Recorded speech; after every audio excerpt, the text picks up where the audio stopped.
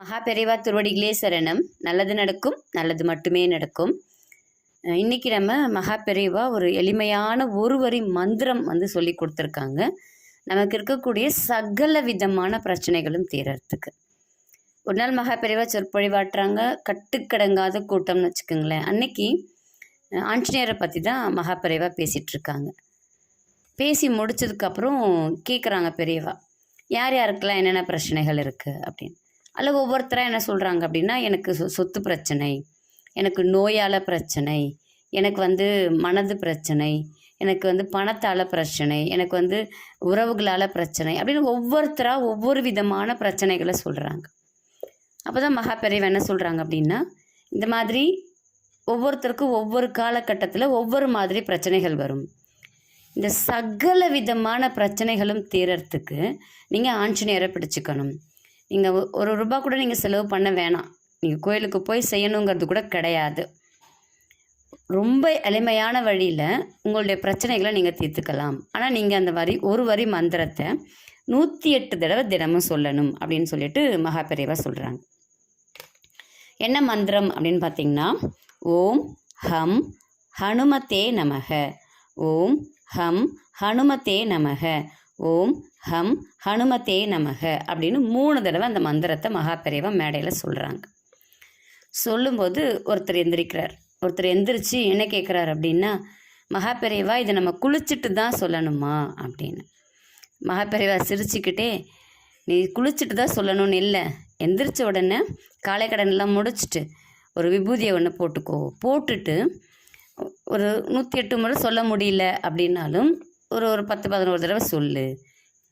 அடுத்து நீ குளிச்சு முடிச்சுட்டு நீ சாமி கும்பிடும்போது சொல்லு. 108 முறை ஒரே நேரத்தில் உங்களால் சொல்ல முடியலை அப்படின்னா நீங்கள் பிரித்து கூட சொல்லுங்கள். 108ங்கிறது ஒரு கணக்கு தான். 108 விட நீங்கள் அதிகமாகவே சொல்லலாம்.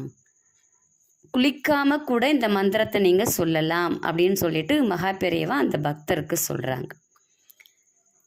நமக்கும் இது ரொம்ப தேவையானது. ஏன்னா நிறைய செலவு பண்ணி நம்ம நிறைய பரிகாரங்கள் செய்ய முடியல. எல்லாருக்கும் அந்த வசதி வாய்ப்புகள் இல்லை.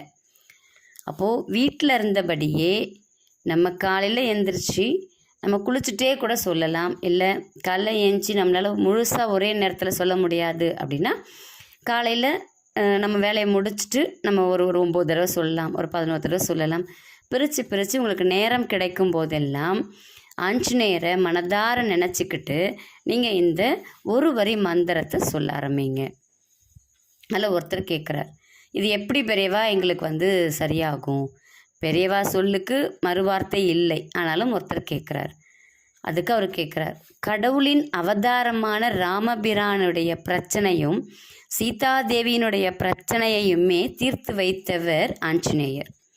அப்போது நீ ஆஞ்சநேயரை மனசில் நினச்சிக்கிட்டு இந்த மந்திரத்தை சொன்னீன்னா நமக்கு இருக்கிற பிரச்சனைகள் எல்லாம் ஒரு கால் தூசிக்கு சமம் அவரை பொறுத்த வரைக்கும். அப்போது எல்லாத்தையுமே அவர் தீர்த்து வைப்பார். அவர் மேலே நீ வைக்க வேண்டியது நம்பிக்கை. இந்த மாதிரி சந்தேகம் மட்டும் வரக்கூடாது அப்படின்னு சொல்லிட்டு அந்த பக்தருக்கு சொல்கிறார் பெரியவா. நம்மளும் இந்த எளிமையான மந்திரத்தை தினமும் நம்மளால் முடிஞ்ச வரைக்கும் சொல்லுவோம். 108க்கு மேலேயே சொல்லுவோம். கண்டிப்பாக நம்மளுடைய பிரச்சனைகளிலிருந்து நம்ம நிம்மதியாக விடுபடுவோம். உங்களுக்கு ஜோசியம் பார்க்கணும், இல்லை மலர் மருத்துவம் கற்றுக்கணும் அப்படின்னா இதில் வரக்கூடிய எண்ணுக்கு நீங்கள் தொடர்பு கொள்ளுங்கள்.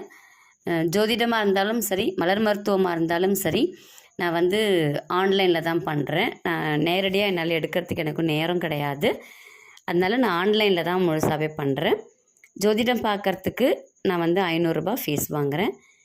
உங்களுக்கு தேவை அப்படின்னாக்கா நீங்கள் இந்த எண்ணுக்கு தொடர்பு கொள்ளுங்கள். இந்த வீடியோவில் முதல் கமெண்ட் யார் போடுறாங்களோ அவங்களுக்கு நான் ஃப்ரீயாக பார்க்குறேன். இது வரைக்கும் நான் 3 வீடியோ போட்டிருந்தேன். 3 வீடியோலையுமே கமெண்ட்டு போட்டவங்களுக்கு நான் ஃப்ரீயாக பார்த்து கொடுத்துட்டேன். ஆனால் 54 ரூபா மட்டும் எனக்கு கொடுக்கணும். ஏன்னா தட்சணை வாங்காமல் சொன்னால் அது பலிக்காது அப்படின்னு எனக்கு சொல்லி கொடுத்த குரு சொன்னதுனால நான் அதை செய்கிறேன். வாய்ப்பை பயன்படுத்திக்குங்க. நன்றி, வணக்கம்.